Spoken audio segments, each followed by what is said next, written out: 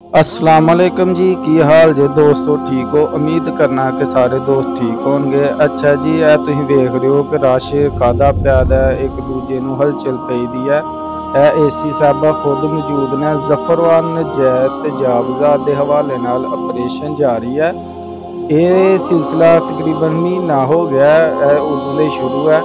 ਤੇ ਆਪਰੇਸ਼ਨ ਲੋਕਾਂ ਨੂੰ ਪਹਿਲੇ ਤੇ ਪੁਰਾਣੇ ਚਵਿੰਡੇ ਰੋਡ ਤੇ ਆਪਰੇਸ਼ਨ ਕੀਤਾ, ਜਿਹੜੇ ਲੋਕਾਂ ਦੇ ਮਕਾਨ ਥੜੀਆਂ ਸੜਕ ਦੀ ਹਦੂਦ 'ਚ ਹੀ ਜਾਂ ਗੌਰਮੈਂਟ ਦੀ ਰੇਂਜ 'ਚ ਹੀ ਹਦੂਦ 'ਚ ਉਹ ਢਾਈਆਂ ਗਈਆਂ ਨੇ ਤੇ ਮਕਾਨ ਢਾਏ ਗਏ ਨੇ। ਇਹ ਤੁਸੀਂ ਵੇਖ ਸਕਦੇ ਹੋ ਕਿ ਜ਼ਫਰਵਾਲ ਜਿਹੜਾ ਮੋਬਾਈਲਾਂ ਵਾਲੀ ਮਾਰਕੀਟ ਹੈ ਉਹਦੇ ਨਾਲ ਹੀ ਕਰਿਆਨੇ ਦੀ ਦੁਕਾਨ ਹੈ, ਜਮੀਲ ਕਰਿਆਨਾ ਸਟੋਰ। ਤੇ ਉਹਨਾਂ ਨੇ ਕੋਈ ਵੀ ਅਗਰ ਚੀਜ਼ ਬਾਹਰ ਲਾਈ ਦੀ ਸੀ ਨਾ, हर चीज़ चुकी जा रहे हैं, यानी चीनी घ्यो दालां कोई भी चीज़ जी ने तोड़े बाहर रखे दे, सारे तोड़े चुक के ते कमेटी घर वाले अपने दफ्तर ले जा रहे हैं।